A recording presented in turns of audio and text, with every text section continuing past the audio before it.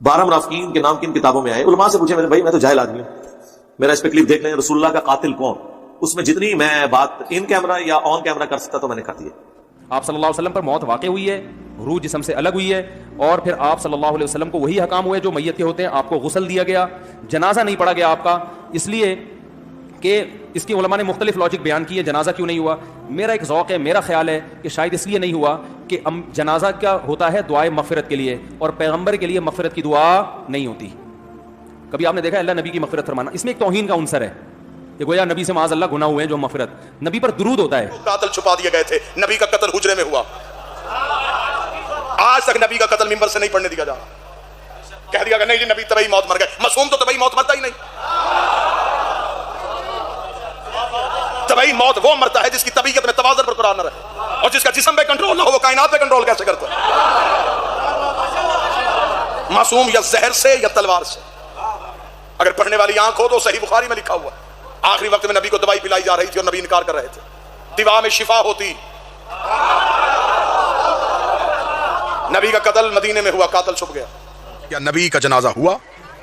بے شک رسول کا جنازہ ہوا، امیر المومنین علی ابن ابی طالب نے پڑھایا، کیونکہ معصوم کا جنازہ ہمیشہ معصوم پڑھاتے، حجت کا جنازہ ہمیشہ حجت ہی پڑھاتے۔ صرف جنازہ نہیں، 3 دن تک رسول کی میت رسول کے حجرے میں پڑی رہی۔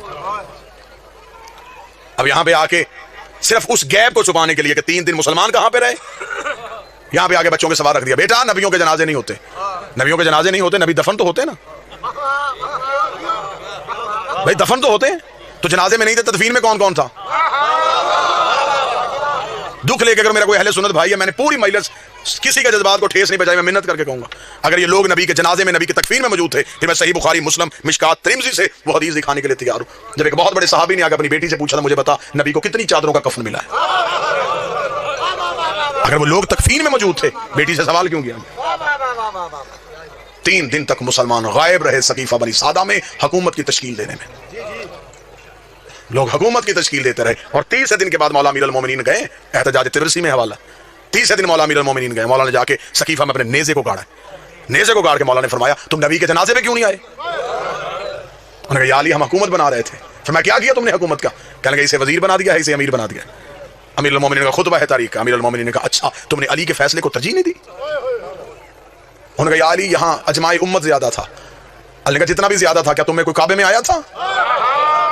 نہیں یا علی کسی نے رسول کی زبان چوسی ہو، نہیں یا علی کوئی نبی کے ہاتھوں پہ پلا ہو، نہیں یا علی کسی نے دعوت ذوالشیرہ میں کھڑے ہو کے نبی کی تائید کی ہو، نہیں یا علی کسی نے بت توڑے ہوں، نہیں یا علی کسی نے ہجرت کی ہو، نہیں یا علی کوئی مدینے میں رسول کے ساتھ چلتا رہا ہو، نہیں یا علی کوئی فاتح خیبر ہو، نہیں یا علی کوئی کل ایمان ہو، نہیں یا علی کوئی یعصوب الدین ہو، نہیں یا علی کوئی قائد غر المجلین ہو، نہیں یا علی کوئی فاتح درین ہو، نہیں یا علی کوئی نقطہ باب بسم اللہ ہو، نہیں یا علی کسی نے انگوٹھی دے کے ولایت خریدی ہو، نہیں یا علی کسی کے دروازے پہ تارا کمی بن کے آیا ہو، نہیں یا علی کسی کی بتول جیسی بیوی ہو، نہیں یا علی کسی کا حسن جیسا بیٹا ہو، نہیں یا علی کسی کا حسین جیسا بیٹا ہو، نہیں یا علی کسی نے نبی کے ہاتھوں پر اعلان ولایت کروایا، نہیں یا علی اتنا کہنا تھا یا علی گھوڑے کی زین میں بیٹھے، علی نے نیزہ سقیفہ سے اٹھا کے کہا تم جتنے بھی زیادہ تھے میں تمہیں کہہ دوں میں بھی نکاح سے، میرا باپ بھی نکاح سے، میرا دادا بھی نکاح سے، ہم نکاح والوں کے بیٹے ہیں، گناہ والوں کے بیٹے رہے۔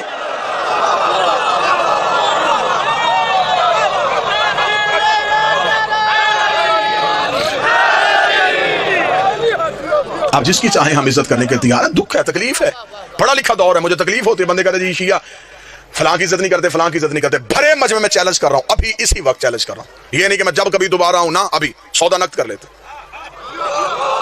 جس کی عزت کروانا چاہتے ہو تم مجمع سے نام لو، میں منبر سے کردار پڑھتا ہوں، بابا جی ٹھیک ہے، اگر کردار عزت کے لائق ہوا تو عزت کرتے، یہ تو غلط بات ہے کہ آپ اپنی کتابیں بھی نہ پڑھیں۔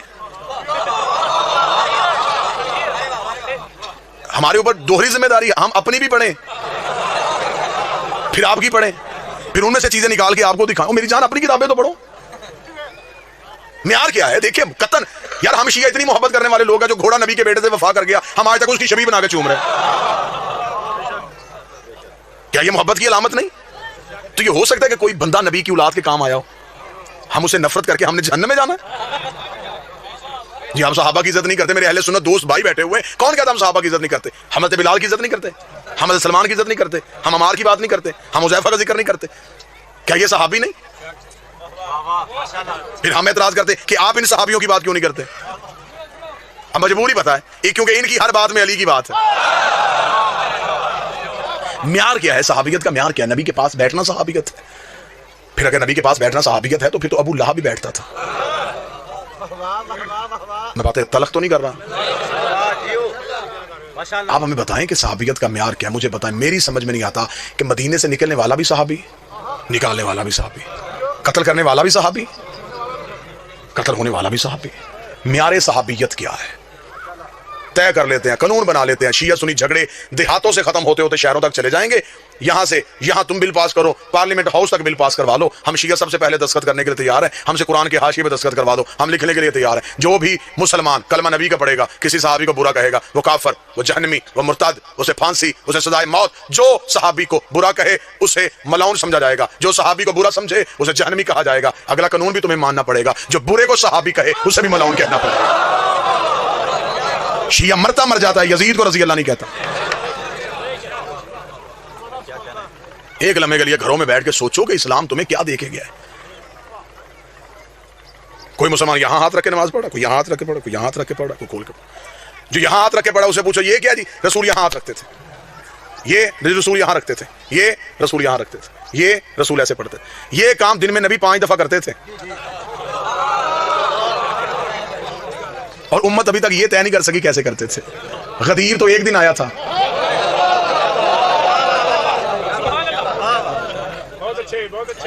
آؤ ضدیں چھوڑو, بحثیں چھوڑو, آل محمد کے دروازے پہ آؤ. ان سے بڑا کائنات کا بادشاہ کوئی نہیں ہے. نبی کے بعد وسیلہ یہ ہے, نبی کے بعد ہدایت کا سارا سلسلہ ان کے پاس ہے. کہتے جی نہیں رسول کے جنازہ, نبیوں کا جنازہ نہیں ہوتا. چل نبیوں کا جنازہ نہیں ہوتا, چند دن گزرنے کے بعد اس نبی کے گھر سے دوسرا جنازہ اٹھا, وہ نبی کی بیٹی کا جنازہ تھا. 75 یا 90 دن کی روایت ملتی ہے, یا 75 دن زندہ رہی یا 90 دن زندہ رہی. بیٹی رسول کی عمر مبارک کتنی تھی؟ جتنی کربلا میں حسین کے اکبر کی عمر تھی. یہ عمر تھی میری شہزادی کی جب دنیا کے دکھوں سے کنارہ کر کے گئی ہے محمد کی بیٹی. چل مسلمان نبی کے جنازے پہ نہیں آ سکے, رکھ مولوی کے سر پہ قرآن, مجلس سے جائے کلمہ نبی کا پڑھتا ہے. تجھے رسول کی عزت کی میں قسم دے رہا ہوں, کلمہ نبی کا پڑھتا ہے. جا کے ریسرچ کرنی شروع کر دے, مولوی کے دروازے کھٹکھٹا. نہیں آئے تھے مسلمان نبی کے جنازے پہ, بتا زہرا کے جنازے پہ کتنے مسلمان. آدھی رات کو دفنا کیا ہے علی بطول کو.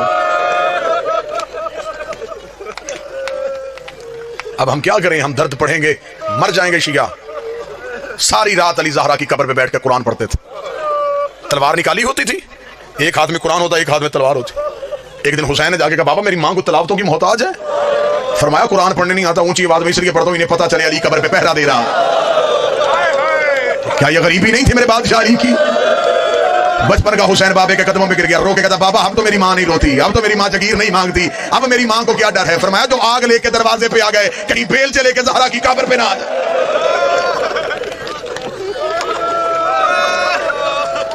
رکھ مولوی کے سر پہ قرآن. تھوڑے عرصے بعد اس نبی کے گھر سے تیسرا جنازہ اٹھا, وہ نبی کے بیٹے کا جنازہ تھا. وہ نبی کے بیٹے کا جنازہ تھا. مجھے سر پہ قرآن رکھ کے بتا کبھی کوئی جنازہ گھر سے نکل کے پھر گھر آئے؟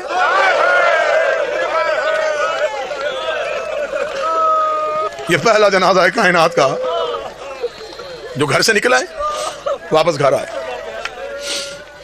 70 تیر نکالے ہیں بہن نے بھائی کے جنازے سے. میں نے پڑھ دیا, آپ نے سن لیا. 70 تیر نکالے ہیں زینب نے حسن کے جنازے سے. بسم اللہ. واجب الاحترام قابل صد احترام خطیب عالم اسلام سرکار علامہ قبلہ علی ناصر الحسینی صاحب تشریف لے آئے. بس یہیں پہ 2 جملے پڑھوں گا, بس یہیں پہ جو بندہ ہے میں مصاحب چھوڑوں تو پھر جو آگے آنا چاہے وہ آگے. 70 تیر نکالے ہیں زینب نے حسن کے جنازے سے. حسین نے اکبر کے جگر سے ایک برچی نکالی تھی. جس نے سینے پہ ہاتھ نہیں مارا اس نے اپنے آپ کو امیر سمجھا. حسین نے اصغر کی گردن سے ایک تیر نکالا تھا, زینب نے 70 تیر نکالے. آخری تیر بھائی کے جنازے سے نکال کے زینب رو کہتی حسین ایک دفعہ مجھے نانے کی قبر پہ لے کے جا. فرمایا کیا پوچھنا چاہتی ہے؟ فرمایا جا کے نانے کی قبر سے جا کے پوچھو نانا تو کہا کرتا تھا حسن میرا امیر بیٹا ہے, حسین میرا غریب بیٹا ہے. میں نانے کو بتاؤں گھر آ کے اپنے امیر کا جنازہ دیکھ, پھر مجھے بتا تیرا امیر ایسا ہے تو تیرا غریب کیسا ہو. انہوں نے تیرے امیر کی یہ حالت کی ہے تو تیرے غریب کی کیا حالت ہے؟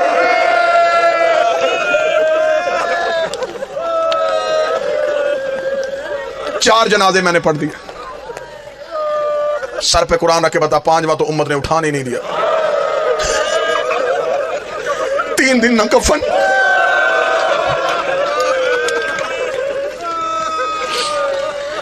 اپنی اپنی لاشیں دفنا کے چلے گئے، حسین کی لاش کربلا کے جنگل میں 3 دن تک بغیر کفن کی پڑی۔ علامہ حافظ کفایت حسین اپنی کتاب میں لکھتے ہیں امت نے 7 حصوں میں حسین کی لاش کو تقسیم کیا۔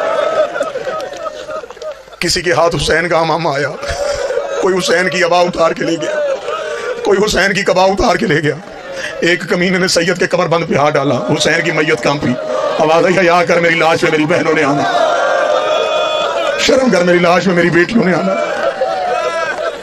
ایک کمینہ ان میں سے وہ ہے جس میں آج بھی زیارت ناہیہ میں میرا 12واں لہو رو کے لعنت بھیجتا ہے۔ بابا شرازی سید مجھے معاف کر دینا، یہ کمینہ وہ ہے جس نے حسین کی انگوٹھی اتاری،